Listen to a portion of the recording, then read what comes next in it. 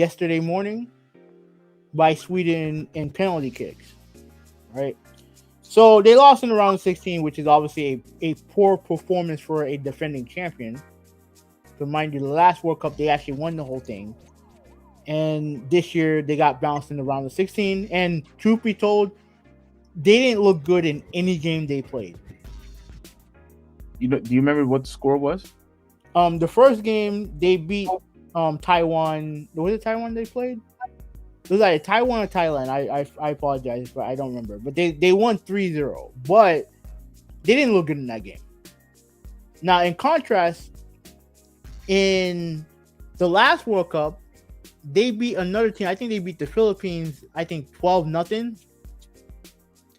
And ironically enough, you had a lot of people, a lot of Americans, these so-called patriots, who criticized them for celebrating too much. So keep that in mind for later. Okay. So yeah, so they didn't look good in any of the 4 games that they played.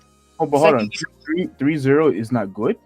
No, for the opponent that they played, because the Netherlands, who were in their group, they beat that team 7-0. Okay. Now the game against the Netherlands, it was a tie. It was tied 1-1. And then the game that they played against Portugal, it was 0-0. And this game that they lost in penalty, but the score was 0-0. So make no mistake about it, they were awful this World Cup. Okay. They were awful. And they deserve all the criticism. This, however, is not criticism. This is bullshit. Now, Alexi Lawless, he's a former U.S. men's national team player. He's a well-known analyst. I think he works for Fox right now. And This is what he said, right? And this is gonna get political, so I do apologize in advance. I know you love this. Yeah. We can only talk about political stuff when you want to. Go ahead. I want to focus on the women. I want to focus on this right now and what I'm going to say about this. Don't kill the messenger. This U.S. women's national team is polarizing. Politics, causes, stances, and behavior have made this team unlikable to a portion of America. This team has built its brand and has derived its power from being the best / winning. If that goes away, they risk becoming irrelevant. I don't know where to attack when it comes to this, right? First thing, let's go to this one. This is the easiest one. They risk becoming irrelevant. You do this fucking more. Yeah, he knows better. But here's the thing. This country, when it comes to women's soccer, has a rich talent pool. They'll never be irrelevant. It will literally take a miracle for them to become irrelevant. It will literally take a miracle for them not to become irrelevant. We have way too much talent. The problem is that that talent is not, is not manifesting itself into winning. So remember, this has been an issue for a year and a half now when it comes to this team. Like they weren't losing games, but they weren't winning in impressive fashion. And when you have leagues around the world who are committing more and more to women's soccer, especially in Europe, yeah, they have to get their shit in order. They have to get their shit in gear. What this is something that you do all the time. When a brand does something that you don't like, you always say, oh, you. And people like you. You always say, whenever a brand does something they don't like, you're like, oh, they're going to become irrelevant. I never say anything about becoming irrelevant, but go ahead. Well, I mean, what did you say about Bud Light? I said that they were promoting. Yeah. And what did you say? What was going to happen to them if they didn't? I said that people was going to stop supporting them. That's what I said. Which was going to make them what? That they would go they file for bankruptcy. No. Yeah. You see, and that's what I'm talking about. You go to the extreme over something that's not going to happen. They're not going to go bankrupt. And just like how this women's national team is not going to become irrelevant, because the reason why the world is taking women's soccer more seriously now is in part because of the women's national team. Okay. So let's do this now. Now let's continue on. This U.S. women's national team is polarizing. Politics, causes, stances, and behavior have made this team unlikable to a portion of America. So, Steve, let me ask you a question. Who was your favorite player growing up? Basketball player. Jordan and Reggie Miller. No, don't lie. You're a big Reggie Miller fan. I was expecting you to only say Reggie Miller. No, Jordan and Reggie Miller. Yes, those are my two biggest fans. Oh, and also Jermaine O'Neal. All right, so let's what? I heard you. You said that bum. He's not a bum. Who? Jermaine O'Neal. Dude, a fucking bum. Anyways, okay. So let me ask you a question. If you found out that Jordan was a Democrat, would you still vote for? Would he still be your favorite player of all time? Yes. Same thing with Reggie Miller, right? Yes. Okay, so even let's say if he stood for Black Lives Matter, you still be a fan of Michael Jordan? Yes.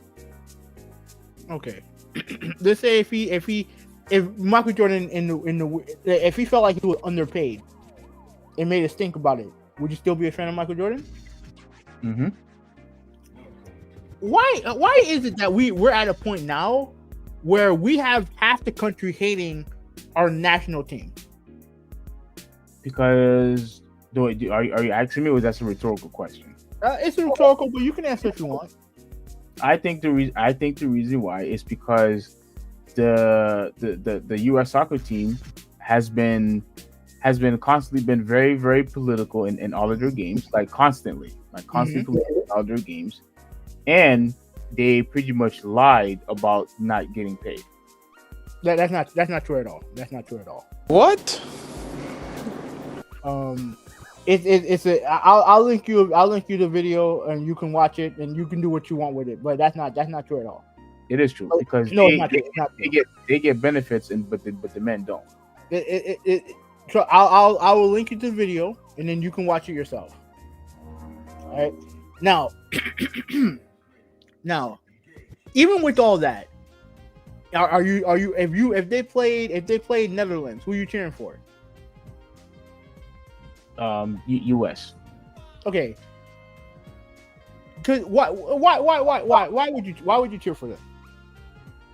Because I don't care about the Netherlands. I care about what's going on in the U.S. You care about the team. Yeah. Okay. So how is it that you can sit there and say this with a straight face and take these people seriously? Because I don't have to like every player on my team. I'm gonna cheer for my team. To be fair, the only reason why I would slightly disagree with you is because we already seen how many people hate LeBron James because of his political stance. If you're a Lakers fan, more popular than any U.S. female soccer player, and mind you, despite the fact that he's the face of, he was the face of the in the NBA, people still booed him anyway. All right, but if you're a Lakers fan, how you not like? Even if you don't agree with his politics, you're not going to cheer for the Lakers? I think they'll cheer for the Lakers, but I think they'll boo him. Well, how does that make any sense? We've seen it all the time. You think that's smart? When Kobe Bryant asked for a trade, they booed him for that. Okay, but what happened when he helped them win a championship? Did they still boo him? No, because he stayed with LA. But you're acting like as if fans don't betray their their NBA. You're acting like as fans cannot dislike a particular player. Ben You Simmons, can for obviously, example. you can obviously dislike a player. Ben Simmons, for You example. you can obviously dislike a player. Does that mean that you cheer against the team? No, but you could still boo the individual. But if he's helping your team win, why would you boo them? I mean, look, if he's helping your team win and he does stuff that you don't like, I mean, it's still possible that you could still boo the guy. Unless they do something to hurt your team, then like if someone is constantly getting arrested, he's your best player, but he's getting arrested, I can understand not liking that because he's hurting your team. But everything that he said here, like politics, causes, stances, and behavior, that's not hurting the team. That's true. They're not hurting the team. Again, we can talk about this team stinking up the joint in the World Cup because that's what they absolutely did.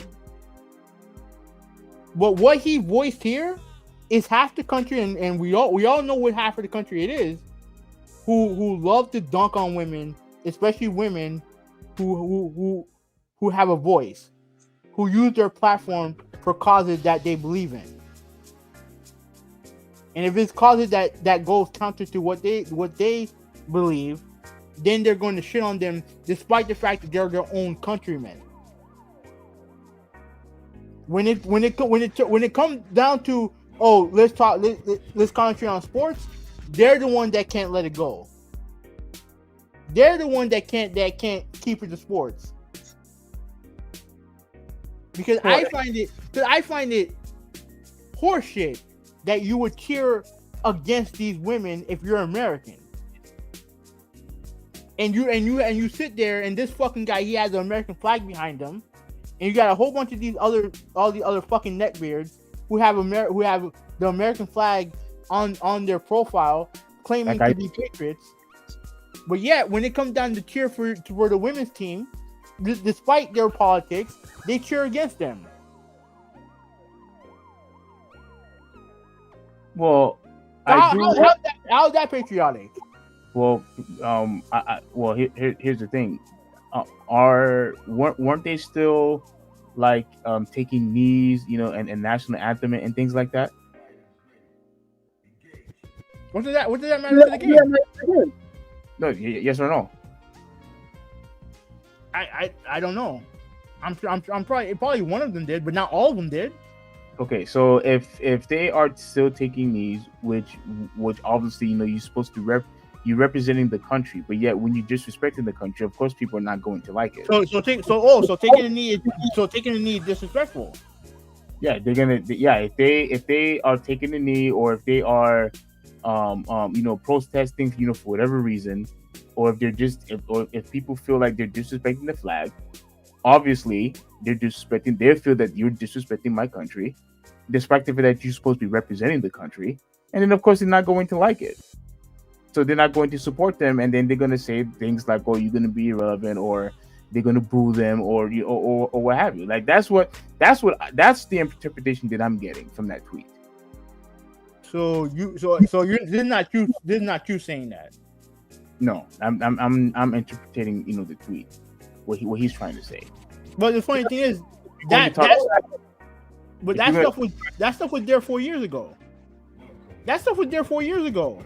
But yet when they won, where was he? He was championing them and all the other stuff, kissing their ass and shit.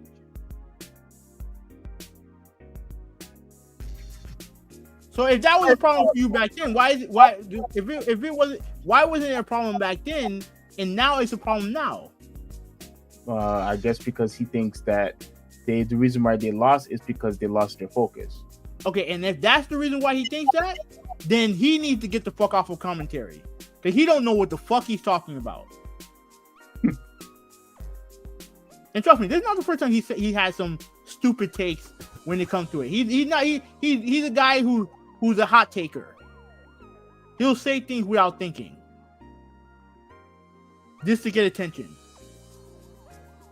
But like I said before, this team stunk this World Cup. They were awful. Mm-hmm. And their coach needs to go.